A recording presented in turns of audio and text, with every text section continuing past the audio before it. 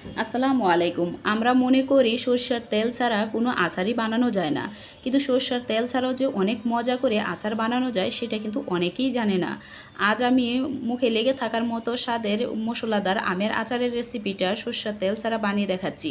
আশা করি আচারের রেসিপিটা আপনাদের অনেক ভালো লাগবে। প্রথমত আচার বানানোর জন্য এখানে আমি 2.5 কেজি কাঁচা আম ভালোভাবে ধুয়ে পরিষ্কার করে মুছে নিয়েছি। এখন আমি আমগুলো কেটে নিচ্ছি। তো দেখেন আমগুলো আমি সিল্কা সহ এভাবে কেটে নিয়েছি। আপনারা চাইলে কিন্তু সিলে আপনাদের পছন্দ মতো সাইজ করে আমগুলো কেটে নিতে পারেন। এদিকে একটা বাটিতে নিয়ে নিয়েছি 4 টেবিল চামচ সরষা। আমি এখানে 2 রকমের সরষা নিয়েছি, আপনারা চাইলে যে কোনো এক রকমের সরষাও নিতে পারেন। এখন আমি একটু পানি দিয়ে চামচ দিয়ে ভালোভাবে নেড়ে সরষাটাকে ভিজিয়ে নিচ্ছি। আমি এভাবে 10 মিনিট সরষাটাকে পানিতে ভিজিয়ে রাখবো।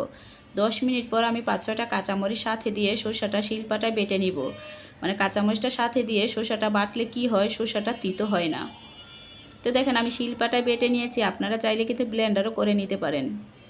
এদিকে আমি যে আমটা কেটে রেখেছিলাম, আমগুলো কালারটা সুন্দর আসার জন্য দিয়ে দিচ্ছি 1 টেবিল চামচ হলুদের গুঁড়া আর দিয়ে দিচ্ছি 3 টেবিল চামচ সরষা বাটা।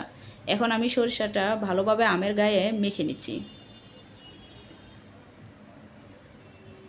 তো মাখা হয়ে গেছে, তারপরও নিচ থেকে যেন ভালোভাবে মাখা হয় সেজন্য আমগুলোকে আমি একটু জাকিয়ে নিচ্ছি। আপনারাও চেষ্টা করবেন প্রত্যেকটা আমের গায়ে যেন সরষাটা ভালোভাবে মাখা হয়। এখন আমি একটা থালায় দিয়ে 2-3 ঘন্টা রোদ্রে শুকিয়ে নিব।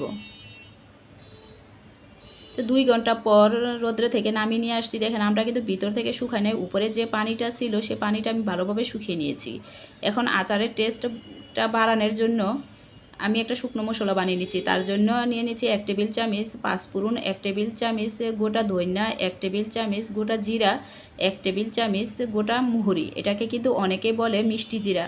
আর এই মিষ্টি জিরাটা কিন্তু অবশ্যই দেওয়ার চেষ্টা করবেন, তাতে করে আচার থেকে সুন্দর একটা ফ্লেভার আসে। দিয়ে দিচ্ছি একটা তেজপাতা এভাবে ছোটো ছোটো টুকরো করে ছিঁড়ে, আর দিয়ে দিচ্ছি 10-12টা শুকনো মরিচ। এখন আমি মিডিয়াম আঁচে মশলাটা ভেজে ব্লেন্ডারে গুঁড়া করে নিব।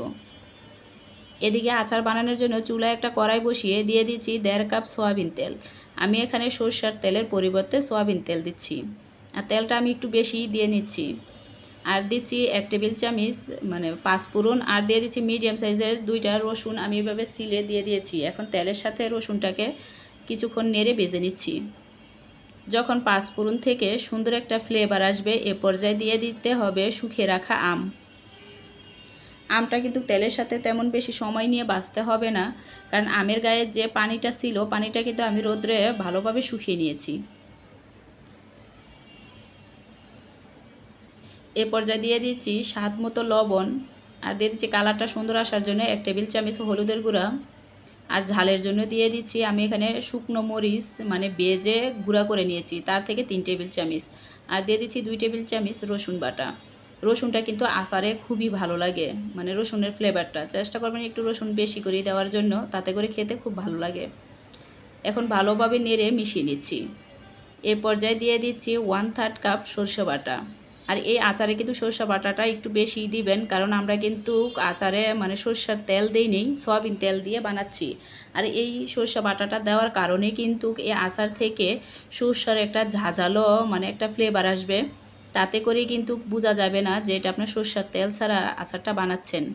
সরষের বাটাটা একটু বেশি করেই দেওয়ার চেষ্টা করবেন, তাতে করে সরষের সুন্দর একটা ঝাঁঝালো একটা ফ্লেভার আসে এই আচার থেকে, তখন খেতেও খুব ভালো লাগে। তো ভালোভাবে নেড়ে মিশিয়ে এ পর্যায়ে দিয়ে দিচ্ছি আচারটা দীর্ঘদিন ভালো রাখার জন্য 1/3 কাপ ভিনেগার বা সাদা সিরকা, আর দিয়ে দিচ্ছি ওই যে প্রথমে যে মশলাটা বানিয়ে নিয়েছিলাম তার থেকে কিছুটা মশলা দিয়ে দিচ্ছি, আর বাকিটা আমি পরে দিব আচারটা উঠিয়ে নেওয়ার সময়, তখন সুন্দর একটা আচার থেকে ফ্লেভার আসে। এখন আমি মশলাটা ভালোভাবে নেড়ে 2-3 মিনিট তেলে আমটা ভেজে নিব। আর এই আচারে কিন্তু মশলাটা একটু বেশি লাগে, আমার কাছে আচারে মশলাটা একটু বেশি দিলেই খেতে ভালো লাগে, কারণ যখন বয়মে রেখে দিবেন তত কিন্তু আমে মশলাটা আমের সাথে মজে, তখন খেতে খুব ভালো লাগে আর সুন্দর একটা ফ্লেভারও আসে। এ পর্যায়ে দিয়ে দিচ্ছি চিনি।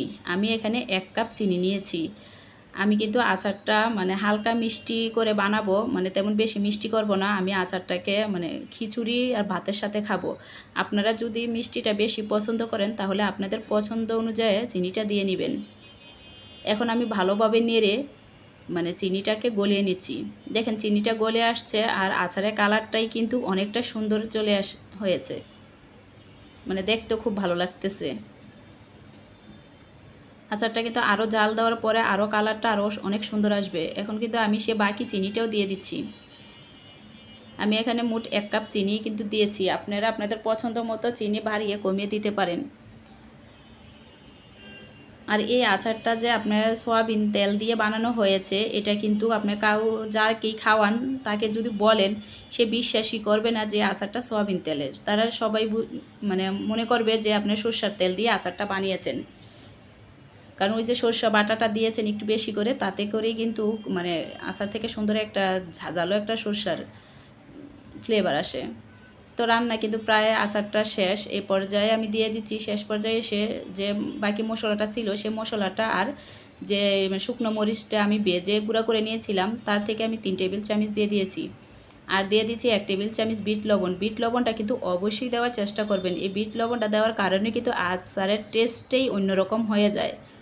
আর ঝালটা আপনাদের পছন্দ মতো দিবেন, যে যেরকম ঝাল পছন্দ করেন। দেখেন আচারটা দেখতে কতটা সুন্দর, কতটা লোভনীয় হয়েছে, খেতে কিন্তু অসাধারণ মজার হয়েছে। আর এই আচারটা যত দিন মানে আপনারা বয়মে রেখে দিবেন, মানে যত দিন যাবে তত কিন্তু খেতে আর অনেক অনেক মজার হয়। আর আচারটা আপনারা প্রায় 2 বছরের মতো রেখে খেতে পারবেন, এতটা মানে মজার হয়। আশা করি রেসিপিটা আপনাদের অনেক ভালো লাগবে। ভালো লাগলে একটা লাইক কমেন্ট দিয়ে পাশে থাকবেন। আজ এখানে বিদায় নিচ্ছি। খুদা হাফেজ। সবাই ভালো থাকেন।